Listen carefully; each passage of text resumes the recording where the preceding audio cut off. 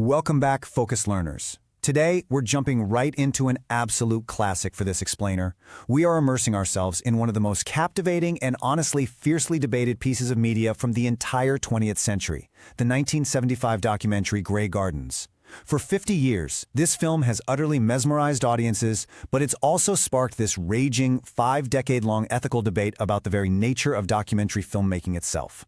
So, we're going to explore the arguments on both sides together and really try to unravel the brilliant and sometimes super uncomfortable reality of this cinematic landmark.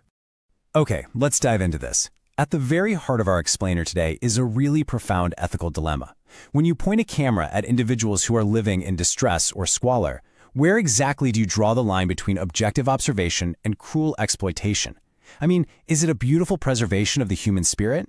Or is it just taking advantage of vulnerable people for public entertainment? It's a seriously heavy question, and it's one you should definitely keep in mind as we explore the story of the Beale family. Section 1. The Direct Cinema Dilemma, Documenting the Beales of East Hampton. To really grasp this controversy, we first have to meet our subjects. Edith Ewing Bouvier Beale, known as Big Edie, and her daughter, Edith Bouvier Beale, known as Little Edie. Now, these women were basically American royalty, right? They were the aunt and first cousin of former First Lady Jacqueline Kennedy Onassis. Yet, when the cameras found them, they were living as absolute outcasts in a decaying 14-room estate in the Hamptons. When filmmakers Albert and David Maysles arrived, they used a very specific documentary style known as direct cinema. This means no narrator telling you what to think, no staged interviews, and absolutely no interference. The filmmaker just acts as a fly on the wall. And it was exactly this hands-off approach that ultimately became the absolute crux of the whole ethical debate. Let's move to and see how this builds, because tracing the timeline shows us exactly how this situation escalated. It all starts in 1971, when the Suffolk County Health Department actually raided the Grey Gardens estate and threatened them with eviction because the living conditions were just horrifying. Following that massive public scandal, in the summer of 1972, Jacqueline Kennedy's sister, Lee Rodziwill, hired the Maysles brothers to shoot a documentary about her family summers in the Hamptons. But here's the twist. The brothers were so captivated by the reclusive Beales that the original vanity project was completely shelved. The Maysles eventually returned on their own, funded the project themselves, and released their standalone direct cinema piece in 1975. Section 2. A Cinematic Sideshow. The Case for Exploitation. Looking at this from the critic's perspective, the premiere of Grey Gardens was horrifying. I mean, just look at the stark reality they found during that 1971 health department raid. The house was officially deemed unfit for human habitation. There was zero running water. The home was totally overrun with 12 diseased cats, literal mountains of garbage, and mold everywhere. Little Edie even had to dump bags of Wonder Bread on the floor just so the raccoons living in the walls wouldn't try to eat them in their sleep. Now, juxtapose that reality with the women's past. Little Edie had been a debutante presented at the Pure Hotel in 1936 in silver applique gowns. She modeled at Macy's. So the critics naturally ask, is it ethical to just stand by and film these mentally declining women eating ice cream and cat food in these conditions without ever putting the camera down to help them? And this brilliantly illustrates the sheer intensity of the media backlash they faced. Walter Goodman of the New York Times asked point blank why they were being put on exhibition like some sort of circus sideshow. But you know, the backlash wasn't just about their living conditions. It got deeply personal. A review in Vogue magazine actually cruelly dismissed Little Edie's creative, handmade outfits, which, by the way, she fashioned from sweaters, skirt capes, and towels pinned with brooches, by comparing her best costume of the day to an ill-fitting diaper. The overarching critical consensus was that the filmmakers were just mocking two mentally ill women. Then, of course, there is the financial aspect of the exploitation argument. Each woman was paid a mere $5,000 advance for their participation in the film. The Beales were completely broke and desperately needed that money.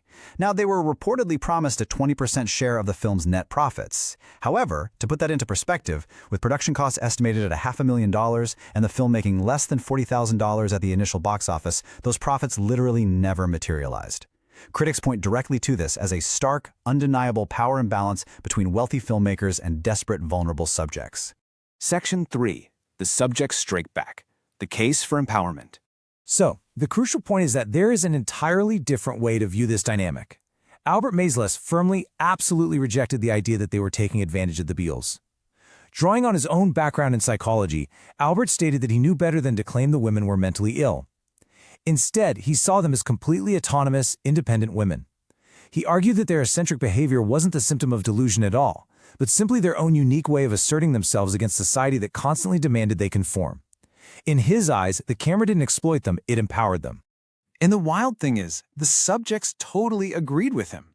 Little Edie Beale fiercely defended the film. She called it a classic and an honest picture.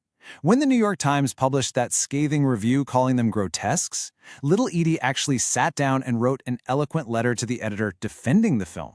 Sadly, the paper reportedly refused to publish it, unfairly labeling her schizophrenic. But here's a truly surprising fact for you. During the absolute height of the media controversy, when literally everyone was accusing the Maisels of abuse, Big and Little Edie actually called the filmmakers to reassure them. They never wavered in their support of the project. We've reached the climax of this explainer's debate, and just look at the stark contrast between these two viewpoints. On the left, critics see a tasteless sideshow exploiting sick women who are locked in a shared delusion and in desperate need of help. On the right, the Beales themselves, right alongside their directors, see an honest, classic piece of cinema where two societal outcasts brilliantly assert their independence and creativity. As your explainer today, I'm just putting the facts on the table. I leave it entirely to you to weigh these two diametrically opposed sides. Section 4. A Filmic Rorschach Test. The Legacy of Grey Gardens. So how do we synthesize these opposing ideas? Well, just look at how the film ultimately saved Big and Little Edie from obscurity. Over the last 50 years, the cultural footprint of this documentary has become absolutely massive.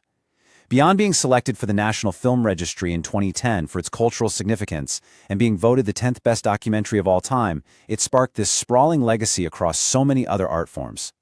It evolved into a Tony-winning Broadway musical and an Emmy and Golden Globe-winning HBO film starring Drew Barrymore and Jessica Lange. It even rippled into music and high fashion. We're talking about inspiring Rufus Wainwright songs, drag performances by superstars like Jinx Monsoon, and Vogue, yes, the exact same magazine that once mocked her, publishing high-fashion spreads inspired by Little Edie's revolutionary ad hoc style. Now, what's really interesting about this slide is Little Edie's profound words right here. It's very difficult to keep the line between the past and the present. This isn't just a beautiful, melancholy musing. It actually perfectly reflects the enduring, multifaceted nature of the film itself. You see, Grey Gardens operates almost like a giant Rorschach test, acting as a mirror for the society that watches it. Early audiences saw a tragedy of aging, but modern audiences? They often see a triumph of self-invention. The documentary forces us to step back and really engage with our own biases about class, mental health, and nonconformity. So we end where we began, but hopefully with a whole lot more context. 50 years after the Maisels brothers first turned on their cameras in that decaying East Hampton mansion, the debate absolutely rages on. When you look at Grey Gardens, what do you see? Are you looking at a deeply unethical tragedy of exploitation that should have literally never been filmed?